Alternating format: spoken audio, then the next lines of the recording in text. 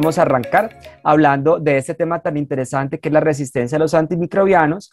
Yo los saludo desde San Gil, Santander, Colombia. Les mando un gran abrazo hasta el Ecuador. Compartimos una problemática muy grande en resistencia antimicrobiana, por lo cual este tema es totalmente pertinente. Empecemos hablando de estos casos. Vamos a mirar que este primer paciente tiene 18 años, es admitido en emergencias por 3 días de diarrea, a las que se asocia fiebre y malestar general. Este paciente niega síntomas urinarios o respiratorios. Recordemos que ahorita en épocas de COVID hay que mirar todo en contexto, pero niega viajes en los últimos meses, admite que consume alimentos de venta ambulante a la salida de su sitio de trabajo.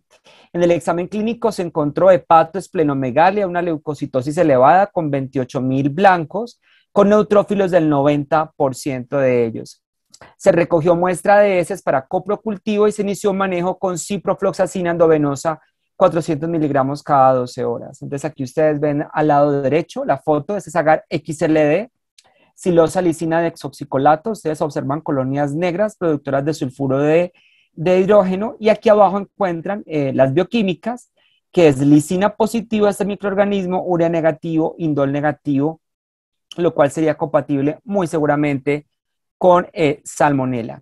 Y este es el resultado del coprocultivo, es una salmonela entérica. Aquí no nos dicen si es tifoidea o no tifoidea. Recordemos que para eso requerimos serotipificación con antisueros. Yo creo que es clave que se haga al menos del polivalente para saber si eso no es tifoidea, digamos, en términos de lo que impacta epidemiológicamente y terapéuticamente inclusive.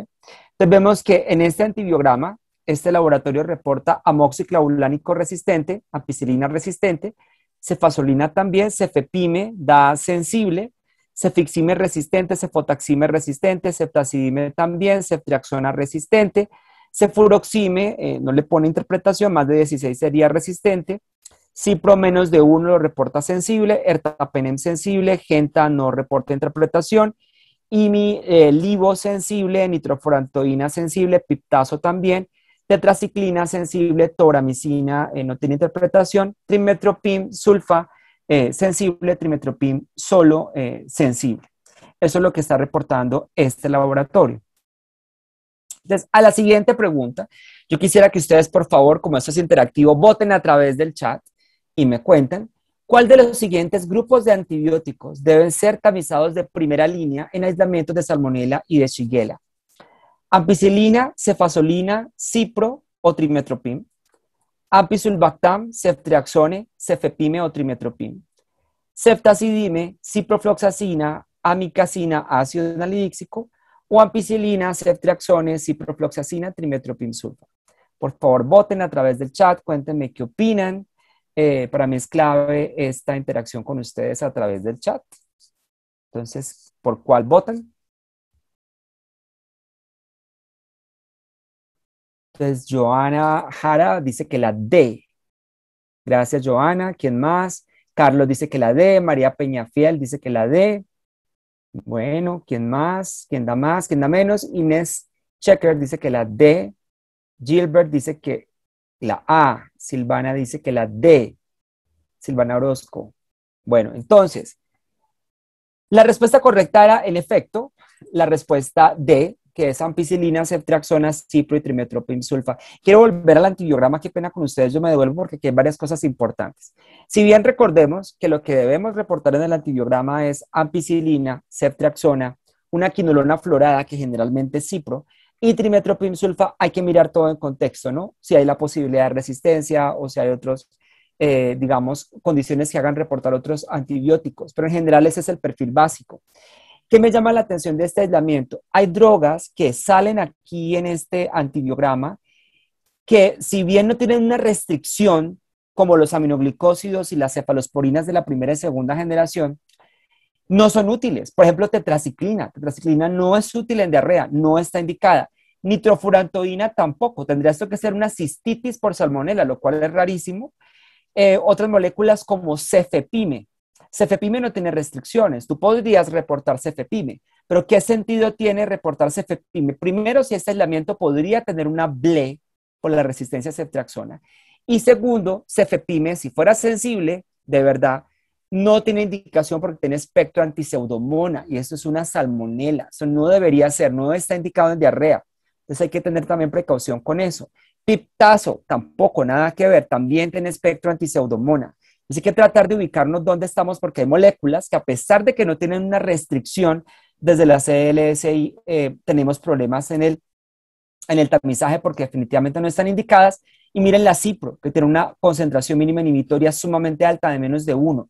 Y todavía les voy a mostrar en esta charla que aún hay paneles que reportan con esa MIC tan alta para Cipro. Entonces, aquí les recuerdo que para el tamizaje de aislamientos fecales de Salmonella, Shigella, únicamente AMPI, una quinolona florada y trimetoprim-sulfa deberían ser probados de rutina y que adicionalmente, para aislamientos extraintestinales de Salmonella, una cefalosporina de tercera generación debe ser probada y reportada y que cloranfenicol puede ser tamizado e informado bajo solicitud médica. La única indicación de cloranfenicol sería probablemente una infección que invada médula ósea, donde valga la pena darlo, pero sopesando el problema de la aplasia medular que puede causar. Pero esto va a cambiar. Esto sigue ahorita en el manual de CLSI 2021, que aprovecho para invitarlos el 28 de abril a las 5 de la tarde, hora de Colombia, Ecuador, la charla anual de actualización de CLSI a través de nuestra página de Facebook de Proacecal. No se les olvide, yo lo voy a poner en mis redes. Pero esto va a cambiar porque para el año entrante, ceftriaxona debe estar probado de rutina porque tenemos muchísimas BLES y carbapenemasas en salmonela y hacerlo opcional hace que la gente no lo pruebe y no lo reporte. Ahora, las pruebas de susceptibilidad, aquí dice de la CLSI que están indicadas en salmonelas tifoideas y que no se encuentran indicadas para salmonelas no tifoideas. Yo no estoy de acuerdo, porque lo que más tenemos en Latinoamérica son salmonelas no tifoideas. Tenemos muchos problemas con tifimurium, tenemos muchos problemas con cólera sui, con infantis, por ejemplo, en el Perú, que tienen mucha resistencia y que si no las buscamos, no las vamos a detectar por más de que sean no tifoideas. Eso va a cambiar en la CLSI.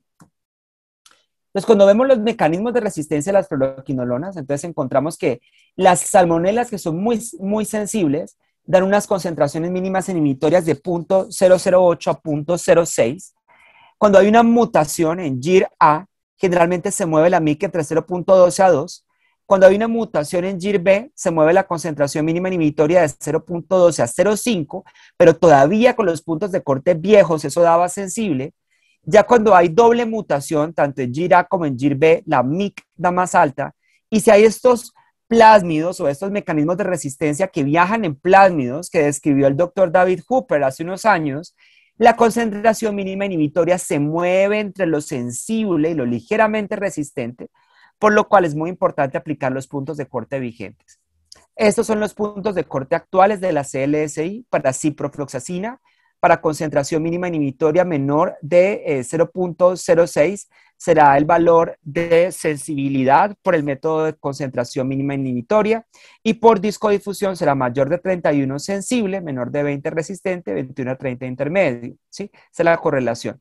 Ahora, con levofloxacina solo hay puntos de corte de concentración inhibitoria mínima, menos de 0.12 sensible, no hay de discodifusión. Para ofloxacina menos de 0.12 y tampoco hay de discodifusión. Aquí hay un antibiótico que se llama pefloxacina, que solo tiene puntos de corte de disco y que es un marcador de la resistencia a las quinolonas floradas. Pero quiero recordarles algo que es clave. Ácido nalidíxico ya no se prueba en salmonela hace varios años y aún encuentro gente que lo sigue probando y puede llevar a falsos sensibles a las quinolonas. Aquí yo lo puse porque ácido nalidíxico solo estaría indicado en cistitis y tiene los mismos efectos secundarios o las mismas contraindicaciones y prevención que debería tenerse con otras quinolonas floradas por los efectos secundarios, ¿no? Ahora, lo que hemos encontrado en el control externo en varios países, y este es un evento internacional, es que varios sistemas automatizados no tienen los puntos de corte actuales para la ciprofloxacina con salmonela. Desafortunadamente, eso es una realidad que estamos viviendo en varios de nuestros países. Sin embargo, quisiera decir que, por ejemplo, sistemas automatizados como Vitec 2, que ustedes utilizan muchísimo en Ecuador, nosotros en Colombia y en otros países de la región, ya trae un pocillo en la nueva tarjeta que será la 401, que ustedes ya tienen muy pronto disponible en el Ecuador, trae un pocillo para la sensibilidad de la ciprofloxacina con una concentración mínima inhibitoria menor de 0.06, que es el valor de corte de salmonela. Entonces ya con esta tarjeta van a poder probar la salmonela, trae trimetoprim, trae ceftriaxona, trae la mayoría de antibióticos, trae la prueba de BLE, no trae ampicilina sola, pero bueno, ya generalmente tendrá que mirar usted si por políticas institucionales vale la pena probarlo o si definitivamente podría ser reemplazado por otra molécula en el tratamiento de los pacientes. En Colombia, ampicilina sola generalmente se utiliza solo para enterococo. Ahora, las BLES en salmonela son un mecanismo de resistencia bastante exitoso en la región de Latinoamérica. Este es un ejemplo de una publicación donde, si ustedes ven, hay resistencia al cefotaxime que se asocia con la producción de una BLE. El problema de la salmonela es que en varios automatizados no viene la prueba, digamos, configurada para salmonela. Tendrías que montarla de forma manual, que es lo que muchas veces a la gente le da un poco de pereza, pero nos toca montarla porque una BLE sí podría tener un impacto clínico bastante grande. Y también, créanlo o no, puede haber carbapenemasas. A mí esto me aterra. Esto es el primer reporte de una KPC2 en salmonela en abril del año 2003. Una salmonela entérica cerobar cubana de 1998 se aisló de un niño de 4 años, originario de Maryland, tenía gastroenteritis, 6 meses de hospitalización previa. Ese niño recibió ceftriaxone, ceftazidime, no recibió carbapenems. Pero recuerden que no es necesario que usted tenga tratamiento con carbapenems para seleccionar una carbapenemasa. Solo la ceftriaxona es suficiente porque cualquier cosa que la bacteria sea resistente puede seleccionarla. Entonces, este fue un primer caso. En Colombia también hemos tenido KPC2 en una paciente de 58 años, admitida en mayo de 2013 por neumonía adquirida en la comunidad, en la cual se le aisló una E. coli carbapenem resistente en un mes de hospitalización. Miren qué interesante. Luego esa señora hace bacteremia y se aísla en una botella de hemocultivo Salmonella typhimurium, que es una salmonela no tifoidea y que tiene una KPC2 que fue confirmada molecularmente. También KPC en Argentina también ha sido reportado. Esto es muy interesante porque también puede llevar a fallas terapéuticas. Un paciente de 18 años tiene un trauma, estuvo 6 meses hospitalizado, recibió múltiples tratamientos con cefalosporinas y con carbapenems y se aisló una salmonela entérica Schwarzengrund en orina colectada por catéter urinario. Entonces también puede haber KPC, sobre todo en esos pacientes que tienen estancias prolongadas y uso prolongado de ciertos antibióticos. Bueno, la nueva tarjeta del BITEC 403 que ustedes van a tener también en el Ecuador trae los nuevos medicamentos antibióticos que sirven para estas bacterias multiresistentes. Aquí está, por ejemplo, ceftazina y bactam, que ustedes ya van a poder tener en estas tarjetas, y también van a poder tener, por ejemplo, Astreonam, si no es una KPC, sino una metalo, podría ser útil, y otros antibióticos, digeciclina, aminoglicósidos, etc. Bueno, recuerden, queridos compañeros, que los aminoglicósidos, las tetraciclinas, cefalosporinas de la primera y segunda generación, colistina y polimixina B, los macrólidos, excepto acitromicina, norfloxacina, nitrofurantoína, fosfomicina, trometamol, moxifloxacina, carbapenems y cefepime deben ser inicialmente suprimidos del informe de salmonela porque no son moléculas que estén indicadas en diarrea. Ya, por ejemplo, los carbapenems, si usted me dice que tiene una BLE y hay una infección sistémica, probablemente toca usarlos. Pero en general, si es una bacteria sensible, no deberían ir en el antibiograma de rutina porque pueden llevarles al efecto contrario a que los médicos prescriban antibióticos de forma innecesaria. Pasemos al segundo caso. Una mujer de 36 años, sin antecedentes de importancia, admitida en la unidad de quemados después de un accidente automovilístico en donde ella presentó quemaduras en el 50% de la superficie corporal. En el día 46 de hospitalización, la paciente presentó fiebre, leucocitosis con 25.000 blancos, 83% de neutrófilos, una PCR de 59 y una procalcitonina de 1. Esta paciente tiene un catéter venoso central subclavio para la infusión de medicamentos. En el examen clínico no le encontraron neumonía ni infección urinaria y le tomaron 2 sets de hemocultivos. Recuerden, queridos colegas, que son 2 botellas aerobias, 2 botellas anaerobias. Y 3 de las 4 botellas fueron positivas a las 13 horas de incubación para cocos gram positivos en clústeres. Ustedes aquí ven los racimos de uvas. ¿Y qué pasa? A la paciente le inician vancomicina, 1 gramo cada 8 horas. Como ellos no tenían PCR en esa institución, la mandaron esa botella a un laboratorio de referencia para que le montara una prueba de PCR por la severidad de la paciente, un FilmArray, un panel BCID, es el panel de sepsis. El ecocardiograma mostró que la paciente, además, para colmo de males, tenía una vegetación de 0.8 por 0.5 en válvula aórtica. Entonces, miren los resultados de estas pruebas.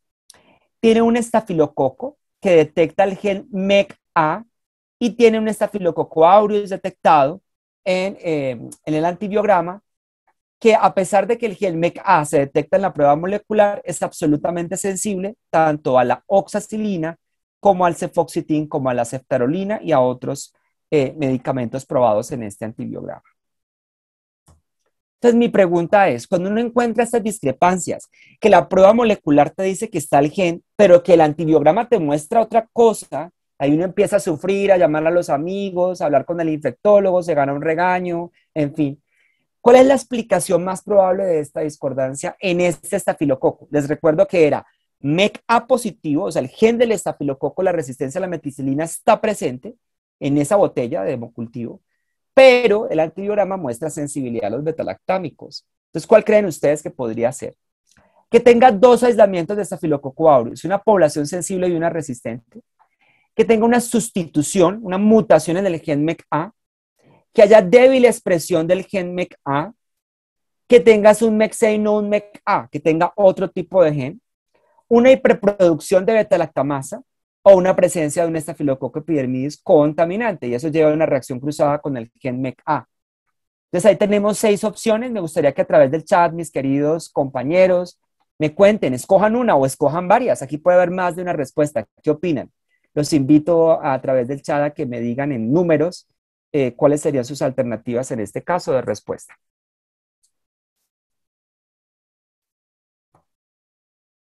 María Belén dice la 3 y la 6. ¿Alguien más? 3 o 6. Silvana dice 6. María José dice 3 o 6. Daniela dice la 6. 4 y 6 dice Ronnie Rodríguez. Darwin dice la 6. Liliana dice la 6. La 3 o la 6. Inés dice la 3. Bueno, muchas gracias. Entonces, aquí hay más de una opción. Entonces, ¿qué puede pasar? 2 elementos de estafilococo aureus no sería descabellado. Tal vez no sea en este caso, pero sí hemos visto que el paciente tenga un estafilo sensible y uno resistente. Y cuando se da el tratamiento, se selecciona uno de los dos. Sobre todo, si se da tratamiento con un betalactámico, se selecciona el resistente y luego el paciente recae. Eso está documentado. Mutaciones en el gen MECA, bueno, pueden pasar. Y a veces eso genera que haya un problema de transcripción del gen, entonces no hay la producción de esta proteína mutante y hay sensibilidad. Una débil expresión del gen MECA, que ustedes también votaron, la 3, ¿verdad? Puede ser, es cierto. ¿Qué es lo que pasa? ¿Cuál es el gran peligro? Que si el médico se equivoca y le da a ese paciente, a esta señora quemada, un betalactámico, el paciente falla, porque una vez se ponga el betalactámico se arranca una alta transcripción del gen, pero esta es una opción correcta. El MECC no estoy muy seguro porque igual lo hubiera podido capturar la prueba, pero bueno, digamos que no conozco MECC en humanos en Latinoamérica, conozco MECC en un aislamiento veterinario en Chile precisamente. Hiperproducción de BLAZ no, porque ya hay la detección del gen MECA. Esto también puede pasar concomitantemente, pero la hiperproducción de BLAZ rara vez genera resistencia a la oxacilina. Y este, que fue el otro que ustedes han también votado, que es que tenga un estafilo epidermidis contaminante, también es una opción correcta. También pudo haber sido.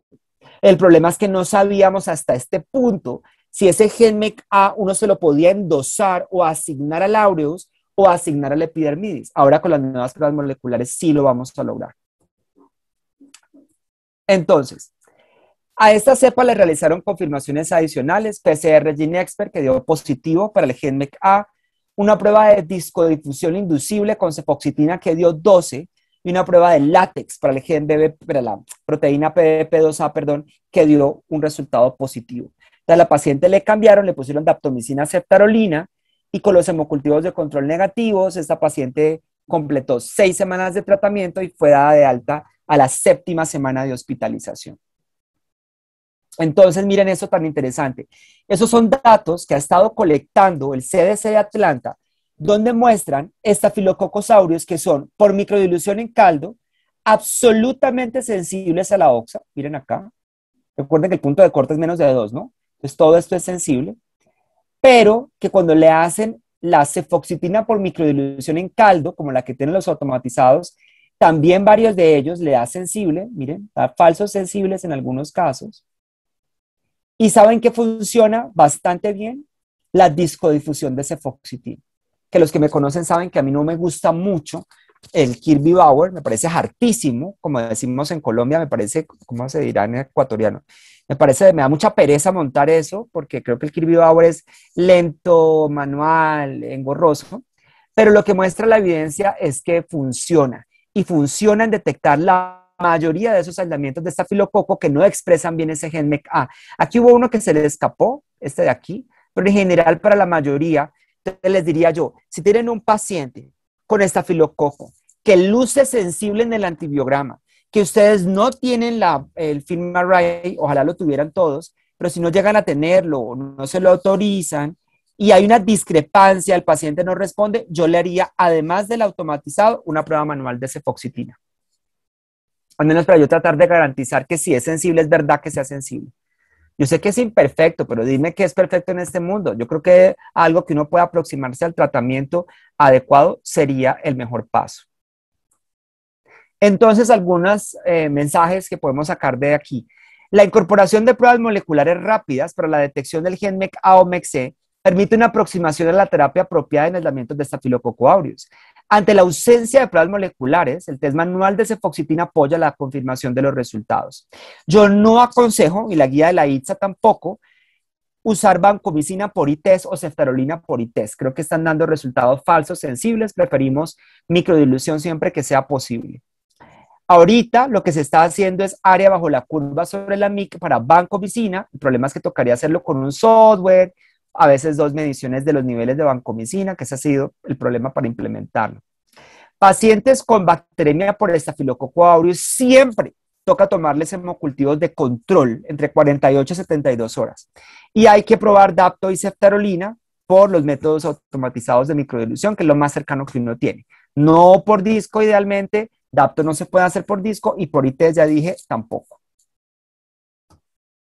Ahora tenemos este nuevo panel, que es el panel BCID2, que muy pronto se lanzará también en el Ecuador, que va a detectar 43 targets moleculares en una hora a partir de 200 microlitros de hemocultivo positivo.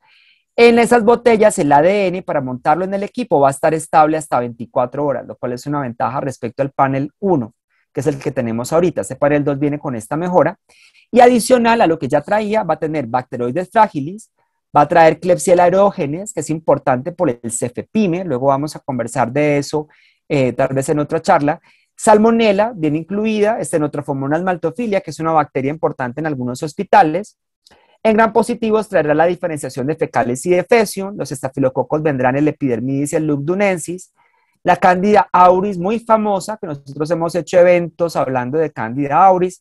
Cryptococcus neoformans. Y en genes de resistencia, este panel traerá las 5 familias más importantes de carbapenemasas, el gen MCR1 de la colistina, pero ojo que no es el más frecuente, ¿no? Lo más frecuente con colistina en Latinoamérica son mutaciones en el lípido A. El gen de las BLE, el CTXM, el gen MECA y MECC de estafilo. Esta prueba trae esta fracción MRJ que te va a ayudar a asignarle ese gen al aureus. Entonces, si eso no está positivo, yo puedo decir, como ustedes mencionaban, que es una contaminación con epidermidis, pero si esto está positivo, lo siento, ese MECA es del aureus y hay que darle cubrimiento a ese paciente para meticilino resistente. Y trae los genes BAN-A y BAN-B de los enterococos. Entonces, ya con estas pruebas, la idea es tratar probablemente de protocolizar los antibióticos de manera que se basen en los resultados de los genes. Si el gen MECA es negativo, el manejo de ese paciente es un betalactámico en cualquier parte del mundo, excepto que sea alérgico, ¿no? Pues ahí sí, pues qué pena, pero en el caso de que no sea alérgico, el tratamiento sería un betalactámico. Ya si el gen está positivo, que te está confirmando que es meticilino resistente, el manejo sería o banco, o dapto, o ceftarolina, o linezolid, dependiendo. Me afana que creo que el Ecuador no tiene daptomicina, ¿no? Me preocupa. porque sí, digamos, cuando se queden cortos, la siguiente opción sería ceftarolira, definitivamente en pacientes que no puedan recibir banco, que tengan contraindicación, etcétera, y linezolid en las neumonías por estafilococo aureus. Bueno, en el caso de Fecium, los que me conocen saben que yo siempre molesto y digo que cuando yo me entrené en microbiología en los años 20, no me enseñaron que había especies de enterococos, ¿no? Le decían estafilo y enterococo y ya. Pero ahora sabemos que hay más de 40 especies y que hay diferencias en terapéutica entre ellas. Entonces, en el caso de fecalis, la primera línea será ampi o ampisulbactam y se le puede adicionar genta o ceftriaxona, o sea, terapia combinada nunca se da solo, porque los enterococos tienen tolerancia por definición, entonces podrían fallar a la terapia solo con el betalactámico. Y en Fecium depende. Si los genes van A y van B no se detectan, por ejemplo, con estas plataformas moleculares, vancomicina. Y ya si usted ve sensibilidad a la ampicilina, se podría descalar el tratamiento de la ampicilina. Lo que quiero mostrarles es cómo esto ha venido cambiando y a medida que tenemos los genes, vamos a tener una aproximación mucho más fina al tratamiento.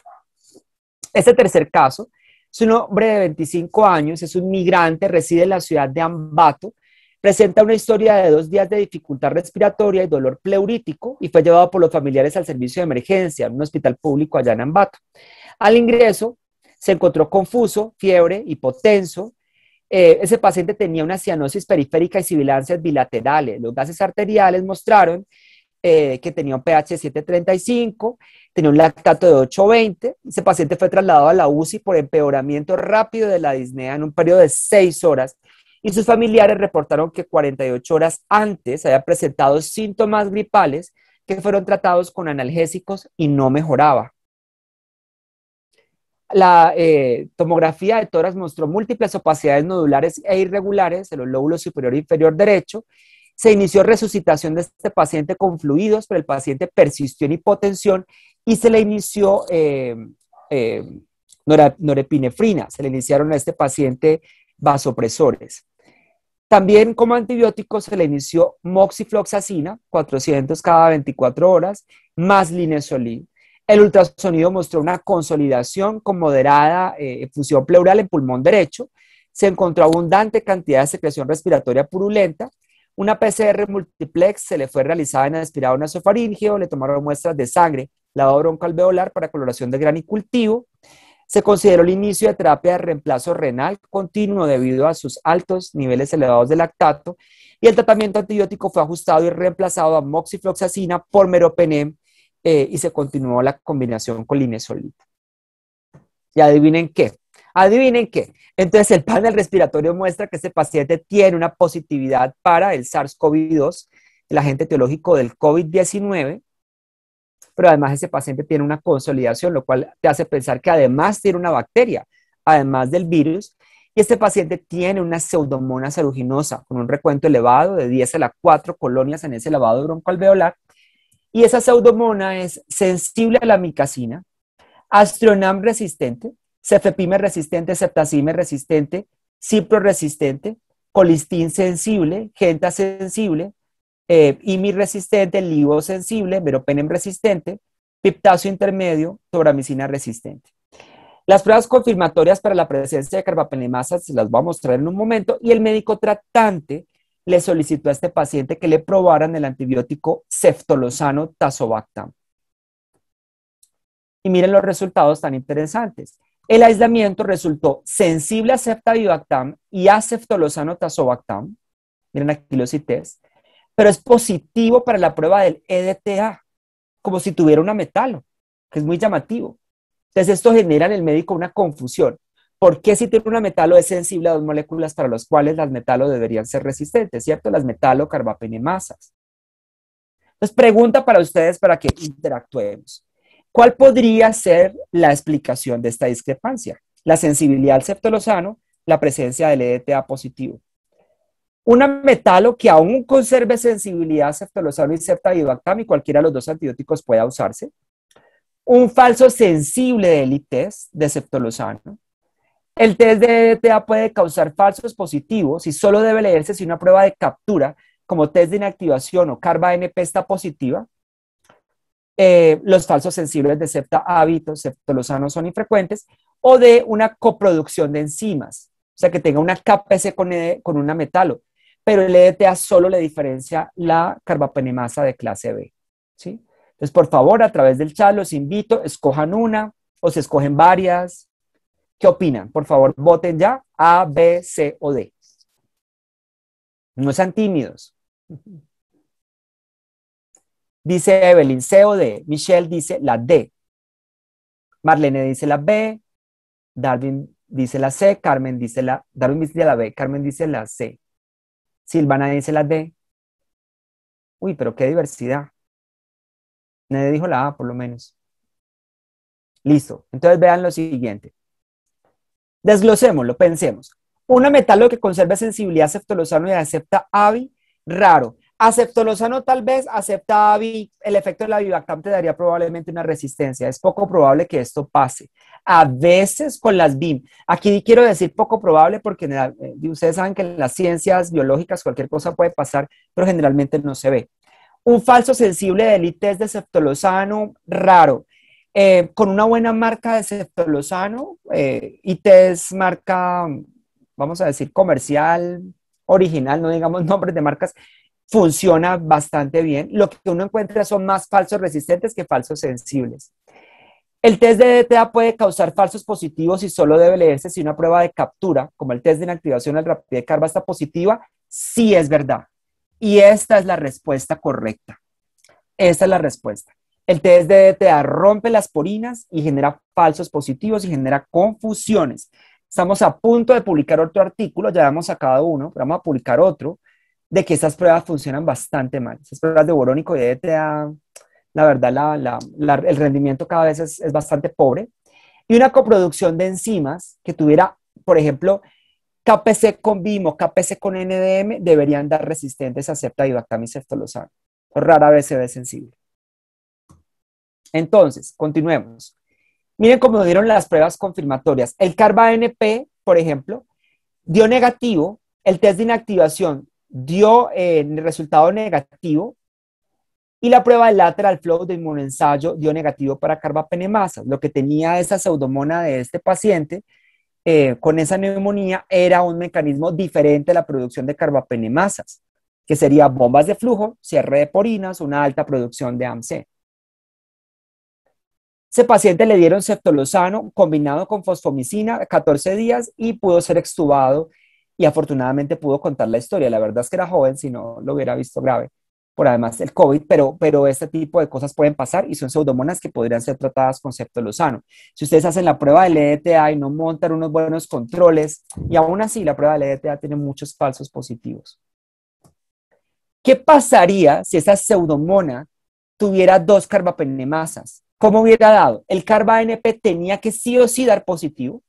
La sinergia con el EDTA, lo que hemos visto en Bogotá, es que no da si la bacteria tiene dos enzimas, porque generalmente depende mucho de cuál se produce más una que la otra. Entonces, a veces eso falla. Y estas pruebas que los invito a que busquen en Ecuador lateral flow, por ejemplo, inmunoensayo de flujo lateral, miren que aquí dio positivo para BIM y positivo para KPC. Puede detectar las dos enzimas al tiempo y prácticamente en 15 minutos, lo cual es de bastante ayuda para la hora del tratamiento. Porque si hay dos enzimas carbapenemasas, el tratamiento de ese paciente sería septacimia bivactam con Astronam. Ahorita más adelante les cuento de eso. Creo que en el Ecuador esta prueba la va a tener CIMET. Entonces comuníquense con CIMET, que yo creo que va a ser muy bueno que lo puedan tener. Ya lo mencioné, la nueva tarjeta del Byte 403 que van a tener en Ecuador traerá los dos medicamentos nuevos, Septa-AVI y Ceftolosano Tazo, funciona bien. Obvio, hay que montar los controles y ser cuidadosos, pero en general tiene un buen desempeño y puede ayudar a guiar la terapia. El Astronam es muy importante también para probarlo en las metalo-carbapenemasas. ¿Cómo estamos en resistencia en carbapenemasas en la región? Pues prácticamente llenos de estas enzimas. Aquí me da risa que Colombia sale en este estudio con 17% en Klebsiella, lo cual es mentira. En Colombia tenemos más o menos un 20 o un 30% y algunos hospitales aún con 50% en Bogotá, inclusive fuera de Bogotá. Y en el Ecuador tienen 22% más o menos de resistencia a meropenem en Klebsiella, lo cual es alto. Desafortunadamente ustedes también tienen esa dificultad. ¿Cómo estamos en la distribución de esas carbapenemasas en la región de Latinoamérica? Entonces tenemos KPC prácticamente en todos los países, ha sido una de las más diseminadas, ustedes también en Ecuador. Países como por ejemplo Brasil, Argentina han reportado ESME y Brasil también ha reportado carbapenemasas tipo GES. En el caso de metalo, NDM tal vez es la más repartida por toda la región, también hay NDM en el Ecuador, también hay BIM en el Ecuador, aquí no aparece la bolita negra, pero es porque este artículo se basa en las detecciones más recientes, pero también se tiene esa carbapenemasa BIM allá. Y las de clase D tenemos OXA 23, que es muy famosa por Acinetobacter baumannii, pero OXA 40 también se tiene, que es esta azulita, y OXA 48 que ustedes también han detectado en el Ecuador, nosotros en Colombia, Brasil, Argentina y México. Entonces recordemos que en la detección de esas carbapenemasas tenemos dos grandes tipos de pruebas. Pruebas fenotípicas de captura que te dicen presente o ausente, ¿no? Si está o no está la enzima, pero no la diferencia, desafortunadamente. Y las pruebas de diferenciación que te ayudan a clasificarlas. Si es borónico, entonces para las de clase A, si es CDTA para las de clase B, o las pruebas de inmunoensayo, ¿sí? Ya les dije las limitaciones del ácido borónico y del EDTA, ¿no? Mucho cuidado. Ahora, las pruebas moleculares, que son mis favoritas, Ginesper-Carba, que se puede hacer desde hisopado rectal o colonias en agar, y la prueba de film array, que se puede hacer directamente de la botella de hemocultivo o directamente de esputo aspirado traqueal a través de la prueba de neumonía. Pero ¿cuál es la racionalidad de estas pruebas y cuál es mi mensaje para ustedes en esta noche de luna llena? Entonces, hay que mirar, y yo siempre molesto y digo, que dime con qué cuentas y yo te diré quién eres. Dime con qué plata cuentas y te diré quién eres en términos del diagnóstico. Yo tengo que pensar en dónde gasto mis recursos, porque en esta época del COVID y lo que se vendrá de la crisis va a ser muy difícil que uno pueda hacerle PCR a todo el mundo. Entonces, Enterobacterialis con resultados intermedios o resistentes para cualquier carbapenem, no importa los resultados de la cefalosporina, son sumamente variables. Si el paciente está crítico, trasplantado, neutropénico, con un nexo epidemiológico o neumonía por COVID o neumonía bacteriana intrahospitalaria o bacteremia, si eso se cumple alguna de ellas, yo le haría PCR si la tengo disponible. Y si no la tengo, sería mi segunda elección, un inmunoensayo de flujo lateral. Si el resultado es negativo o no concluyente, yo le haría un carba-ANP, ¿cierto? Para saber. Ahora, si esto no se cumple, vamos a decir que es un paciente que te da espera, que es un paciente, por ejemplo, que tiene una úlcera, que tiene una cistitis o una infección urinaria complicada, pero que está en salas o en pisos, no está en la UCI, no está en terapia intensiva. Ese paciente da un poco más de espera y ahí podrías usar carba-ANP y si es positivo le montas el borónico del EDTA. Pero solo se lee el borónico del EDTA si el carba-ANP es positivo o solo se lee si el test de inactivación es positivo. Ahora con la nueva enzimología, vamos a decir que esa es la palabra, el tratamiento va a ser mucho más dirigido. Por eso es que ya ese concepto de reportar carbapenemasa probable, como hacíamos en Colombia hace unos años, ya no sirve de nada, porque ya hay medicamentos dirigidos contra ellas. Entonces, para la KPC, Ceftibactam sigue siendo la columna vertebral del tratamiento. Hay que adicionarle metronidazol o tigesiclina, si el foco es intraabdominal, porque el ceftazimibactam no tiene cubrimiento antianaeróbico por naturaleza. Ya a juicio de los infectólogos en Ecuador será la combinación con fosfomicina o amica o otra cosa. Para la OXA 48 sigue siendo Ceftibactam también la columna vertebral del tratamiento, pero si usted descarta la probabilidad de otra enzima y es sensible a cefepime, por ejemplo con las tarjetas del Vitex, cefepime puede ser una opción para desescalarse.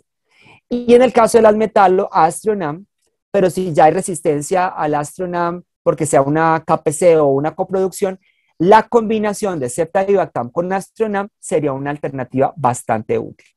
En todos los estudios, Ceftazidime-avibactam, que ustedes ya lo tienen disponible en Ecuador, es superior a lo que se hacía antes, que era dar combinaciones de antibióticos o dar combinaciones con aminoglicósidos o polimixinas. La supervivencia siempre en los estudios ha sido superior con Ceftazidime-avibactam, porque es un betalactámico, penetra bien el tejido, es menos tóxico, es bactericida, etcétera, es mucho más predecible. Y la combinación de Ceftazidime-avibactam con Astronam es capaz de revertir el efecto de ciertas enzimas que hidrolizan el Astronam. Por ejemplo, si ustedes tienen una Klebsiella que produce una metalo pero además produce una BLE, la combinación de ceftazidime con Astronam restaura la actividad del Astronam y es el que termina matando la bacteria, porque el Avibactam inhibe esa BLE o inhibe esa AMC que se come o degrada el Astronam. Esa combinación ha sido exitosa. Yo me imagino que ustedes en el Ecuador deben estarla usando o próximos a usarla porque es lo que se emplea, el standard of care ahora para las metalocarbapenemasas. Ahora, mecanismos de resistencia a estos antibióticos nuevos en Pseudomonas aeruginosa. Por ejemplo, les quiero contar que son generalmente mutaciones en AMC, principalmente, mutaciones en las enzimas KPC que también están demostradas, adquisición de algunas AMCs plasmídicas o mutaciones en una enzima cromosomal que tiene Pseudomonas, que es la OXA10. Si OXA10 es mutante y tiene algunas variantes como la OXA14 que es derivada de OXA10 o la OXA794, 824, etcétera, esas mutaciones pueden generar resistencia a los nuevos inhibidores. Entonces, en mi opinión, uno debe probarlos en el antibiograma. No se pueden predecir, uno no puede sospechar que va a ser sensible. Hay que probarlos y para eso implementar las nuevas tarjetas. En los enterobacteriales, ¿cuál es la razón de la resistencia a esos nuevos inhibidores? El mecanismo más frecuente es la producción de una metal o la coproducción de una metal o que usted no haya detectado. Si hay una metalocarbapenemasa, obvio que va a haber resistencia al ceftazidime. En pacientes que no han sido expuestos al ceftazidime-avibactam, la resistencia es muy inusual y es generalmente mediada por una BLE y mutaciones en las porinas, mientras que los que ya han tenido tratamiento con ceftazidime-avibactam, el principal problema de resistencia, el principal mecanismo, ha sido fundamentalmente unas mutaciones en la enzima KPC, en el loop omega, que llevan a un cambio en la conformación de la enzima que genera una afinidad aumentada por el ceftazidime y una sensibilidad a los carbapenems. Entonces simula ser una falsa BLE. Entonces, en resumen, en mi concepto, si en el Ecuador, en cualquier país de la región, usted tiene un paciente con una Klebsiella con KPC, que a ese paciente le dieron ceftazidime-avibactam y luego le vuelve a aparecer esa Klebsiella o le vuelve a aparecer esa bacteria en otro lado, póngale la tarjeta que tiene ceftazidime-avibactam y vuélvalo a probar, porque podría tener mutantes, y es lo que no queremos, es que los médicos no se equivoquen en el manejo y necesitamos volver a probar ese antibiótico. Entonces, ¿cuándo o para qué probar la colistina, las polimixinas? ¿Dónde quedaron?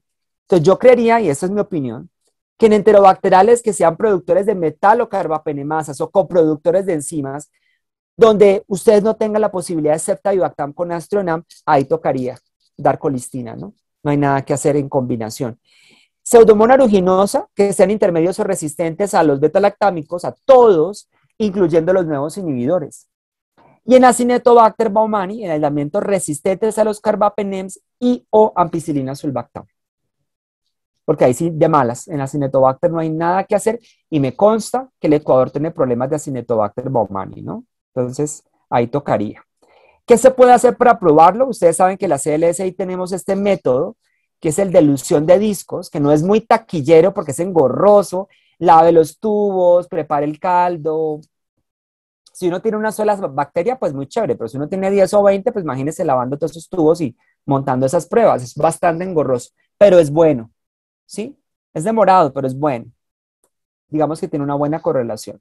En Colombia se lanzó esta prueba, que yo creo que los amigos de CIMED también podrían llevarle a Ecuador, que es la prueba es como el CARBA-NP para las polimixinas. Entonces, en 2 horas prácticamente, si hay cambio de color, ¿cierto? De naranja a amarillo, será una prueba positiva para resistencia a las polimixinas, lo cual es bastante rápido, bastante preciso, se evitan los falsos sensibles de los automatizados y te ayuda a mirar si ese paciente podría, sí o no, ser tratado entonces con una polimixina.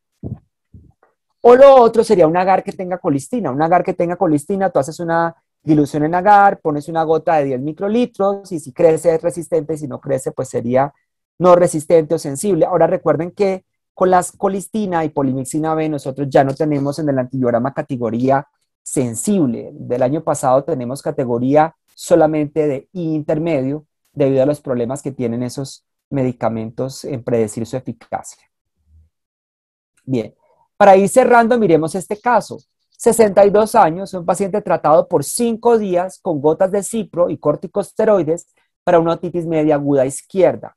Debido a la recurrencia de la rinorrea, con tos y persistencia del dolor del oído, recibió paracetamol y tramadol.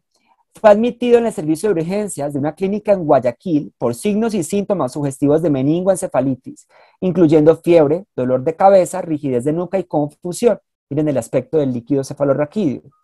Tiene una tensión arterial de 159/79, una frecuencia cardíaca de 125.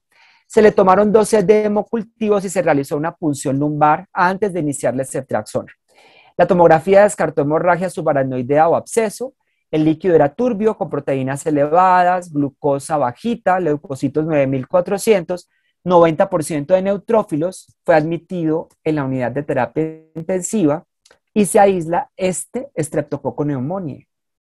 Resistente al amoxiclavulánico, a la acitromicina, intermedio a cefepime, cefotaxime, cefuroxime resistente, clinda resistente, cloranfenicol sensible, eritroresistente, meropenem resistente, penicilina intermedio, rifampin sensible, trimetoprim sulfa resistente, vancomicina sensible. ¿Cuál creen ustedes que en este neumococo es el posible mecanismo de resistencia? A, una penicilinasa. B, modificaciones en la D-alanina del peptidoglicano. C, mutaciones en la PBP1A, 2X y 2B. D, una beta-lactamasa de espectro extendido en neumococo. O la E, otro mecanismo. Por favor, a través del chat interactuemos, cuéntenme qué opinan. Voten ahora. Entonces, Joana Jara dice la C. ¿Quién da más? ¿Quién da menos?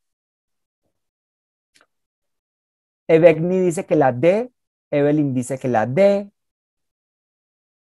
Lean bien, ¿no? Estamos como los memes. Por favor, lean bien la pregunta. Darwin dice la E. ¿Alguien más? ¿Quién da más? ¿Quién da menos? ¿Una combinación? Bueno. ¿Nadie más? Bueno. Están pensando. Daniela dice que la A. La respuesta correcta, queridos colegas, es la C. Generalmente son mutaciones en la PBP1A, 2X y 2B. Beta-lactamasas de espectro extendido no se han reportado en neumococo. Sería muy difícil que un neumococo adquiriera una BLE porque no le cabe el plásmido, ¿sí? Una penicilinasa tampoco, una enzima beta-lactamasa no se ha detectado. Y esas mutaciones en la D-alanina generarían principalmente resistencia a vancomicina, no a los beta-lactámicos como la penicilina. Otra pregunta.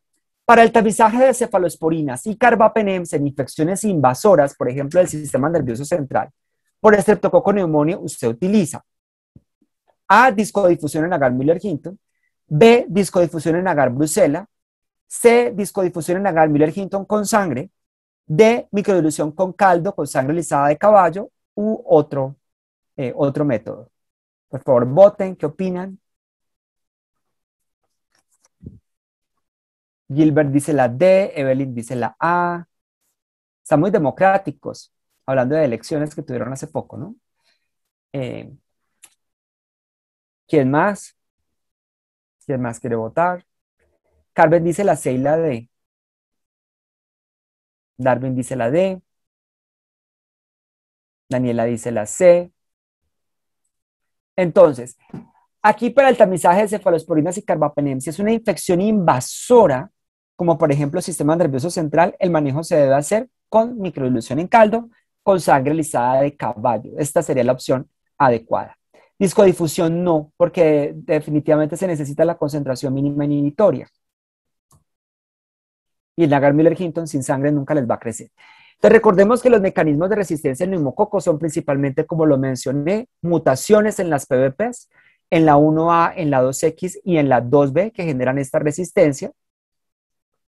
Esas alteraciones estructurales generan unas PBPs en forma de mosaico. Entonces a la bacteria le cuesta reconocer el sitio, mejor dicho, al antibiótico le cuesta reconocer el sitio porque va a estar mutante, por lo cual ese antibiótico no va a ser efectivo y la bacteria va a sobrevivir.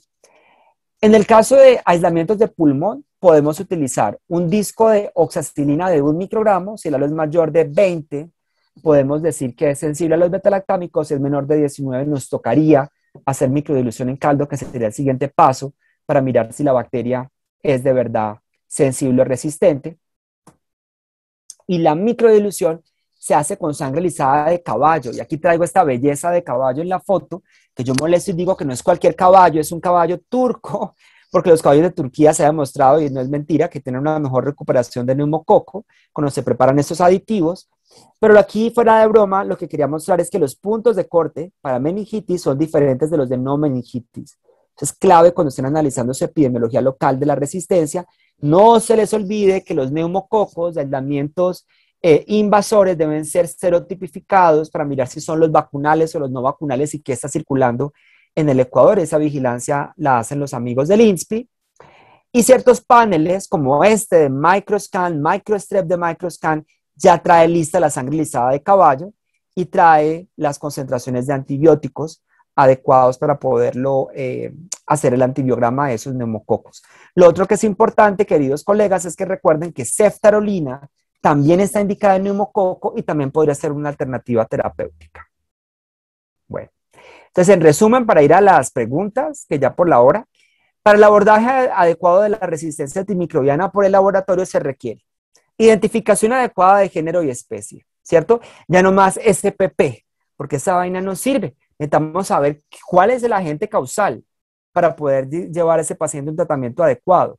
Para mí no es igual Enterobacter SPP que me digas Enterobacter cloaci o Enterobacter de otra especie o Citrobacter freundai versus otras especies. Resultados rápidos en pacientes críticos, sobre todo en pacientes de COVID. Ustedes ya saben la alta mortalidad que hay en esta época. Detección del mecanismo de resistencia y detección de la concentración inhibitoria mínima. Tiene que ser una combinación, las dos cosas. Reportar solo el gen probablemente no sirve. Los médicos quedan cortos. Reportar solo la concentración mínima inhibitoria, si el gen no se expresa, vas a tener falsos sensibles. Entonces debe ser una combinación definitivamente de las dos y entre más rápido siempre será mejor para el paciente.